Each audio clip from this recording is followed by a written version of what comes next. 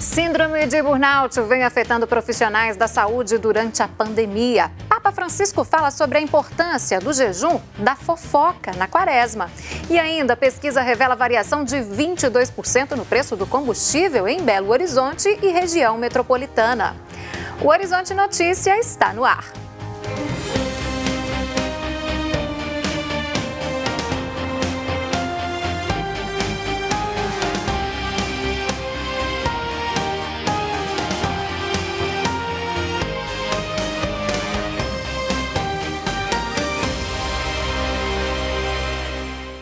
Olá!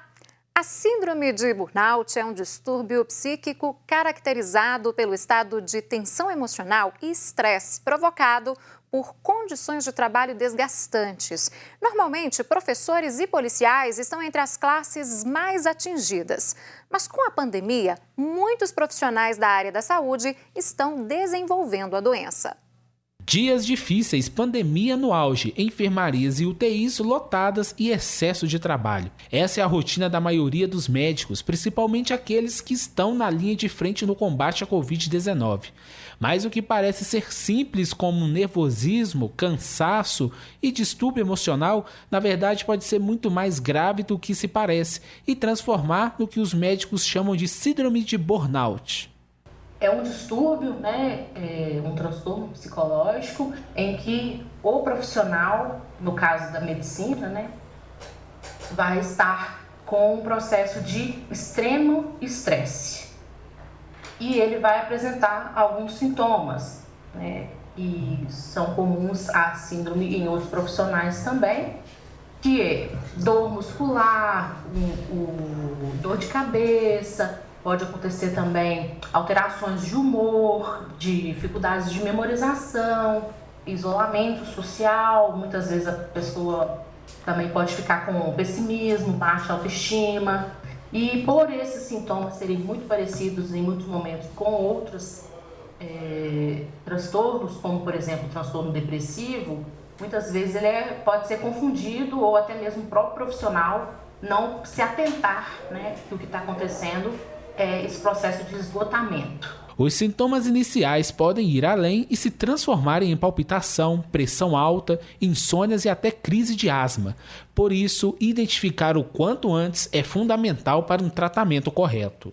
O tratamento da síndrome de burnout vai ser de acordo com a sintomatologia que a pessoa está apresentando. Então, nos níveis mais básicos, mais baixos, iniciais, a gente trabalha na psicoterapia e também, às vezes, há necessidade de uma entrada com algum tipo de medicação.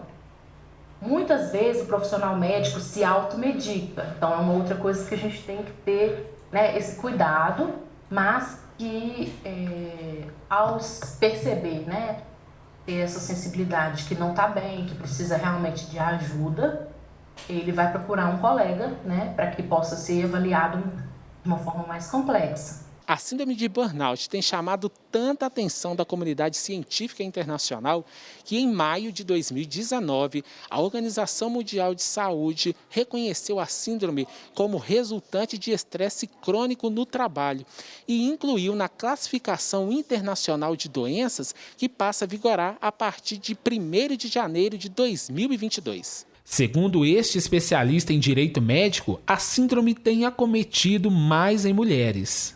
Um dado aí triste, que chama atenção, é que, em regra, as mulheres vivem 10 anos a mais do que os homens. Mas no caso das médicas, elas vivem 10 anos a menos que os médicos do sexo masculino.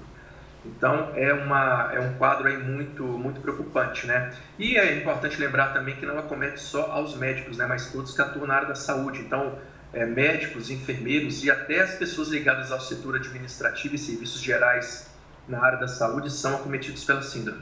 O advogado observa que o burnout, geralmente causada pelas condições do trabalho, não vem recebendo uma atenção devida das empresas e empregadores. Alguns passos aí, para evitar essa síndrome, é uma orientação para os profissionais que passa por planejar, delegar, melhorar a relação com a equipe, mobilizar a administração, aí seja de uma organização pública ou privada, ter tempo para a vida pessoal, né, e celebrar as vitórias. Então a vida aí, ela não se limita a problemas, né? E é muito importante que os profissionais acometidos pela síndrome consigam se desligar um pouquinho dos problemas do trabalho e ter uma vida pessoal. Sem dúvidas aí essas orientações da American Medical Association são aí um excelente caminho para combater a síndrome do burnout. E agora nós vamos até o estúdio da Rádio América M750 para a nossa conversa de todas as manhãs com o apresentador do Manhã América, o querido Giovanni Rodrigues, ele que traz os destaques da programação da rádio para o dia de hoje. Bom dia, Giovanni! Muito bom dia, Síria! Bom dia a todos!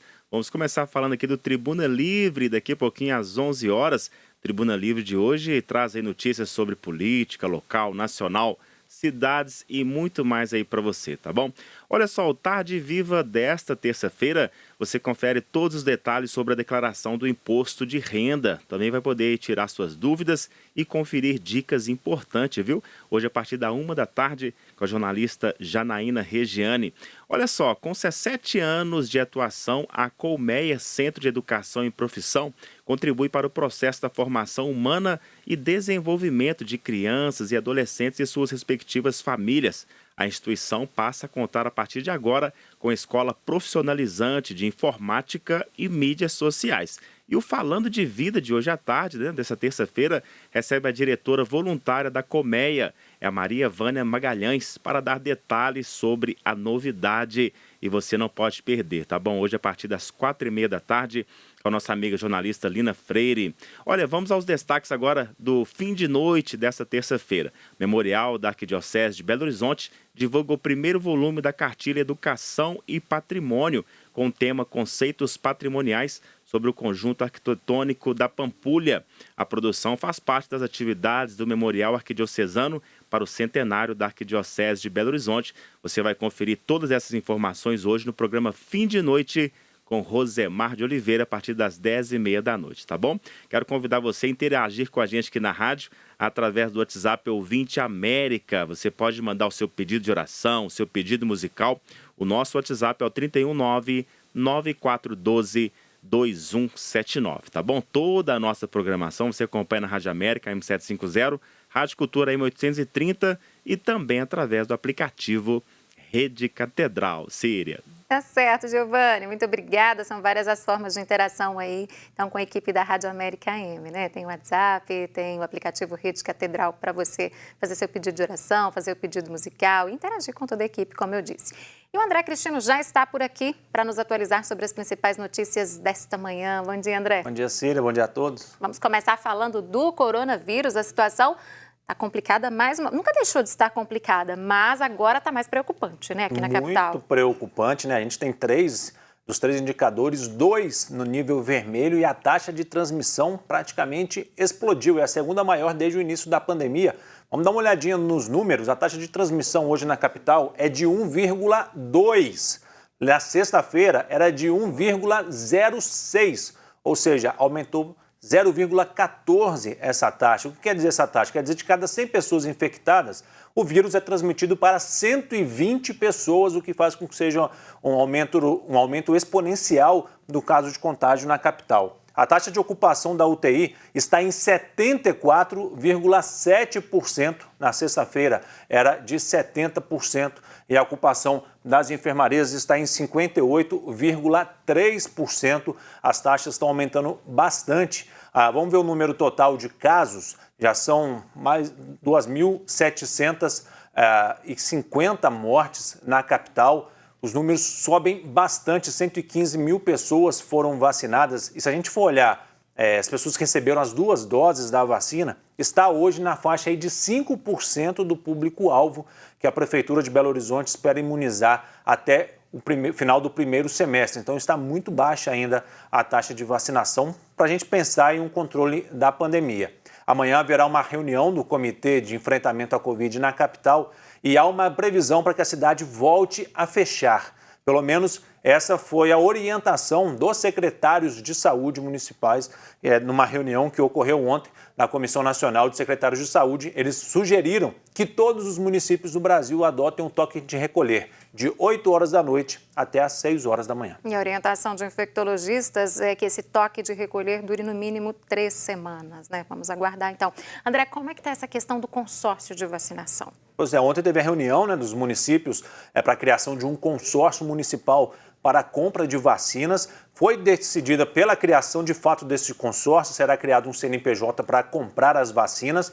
E aí mais de 100 municípios já manifestaram o interesse de participar do consórcio, entre eles Belo Horizonte. Para de fato fazer parte, aí é necessário que haja uma aprovação de uma lei municipal aderindo ao processo, mas a previsão desse consórcio é comprar vacinas em caso do Plano Nacional de Imunização não avançar, o que tem acontecido, não tem avançado a contento para a imunização nacional. E aí esse consórcio também ele vai adquirir vacinas que não estão sendo compradas pelo governo federal, por exemplo, a Pfizer, que é uma vacina que já mostrou mais de 90% de eficácia, mas que não foi adquirida pelo governo federal. André, vamos falar de greve. Tivemos paralisação dos tanqueiros na última sexta-feira e agora os caminhoneiros estão cruzando os braços, né? Isso, hoje tem uma manifestação, por exemplo, aqui na MG 424, em Vespasiano, por conta de mais um aumento no preço dos combustíveis. A partir de hoje, a gasolina fica 4,5% mais caro, o diesel 5% mais caro, o gás de cozinha 5,2% mais caro.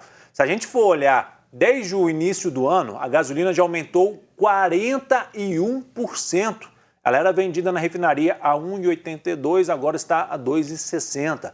O diesel houve um aumento aí de 37%, passou de R$ 2,02 para R$ 2,70. O presidente Jair Bolsonaro editou ontem uma medida zerando os tributos federais sobre o diesel e o gás de cozinha. Sobre a gasolina e o etanol, não, continuam tendo a tributação e o povo pagando. Só que esse corte de tributos não influencia de fato no preço, porque o que faz aumentar o preço do combustível é a política praticada pela Petrobras de acompanhar o dólar e a variação do petróleo. E aí, só para o pessoal ter uma ideia de para quem que é bom essa política, a Petrobras teve um lucro no quarto trimestre de 2020 de quase 60 bilhões de reais que foram distribuídos para os acionistas. E o povo é quem está pagando esse valor com os altos preços do combustível. Pagando e muito caro. André, muito obrigada. Até a próxima. Tchau, tchau.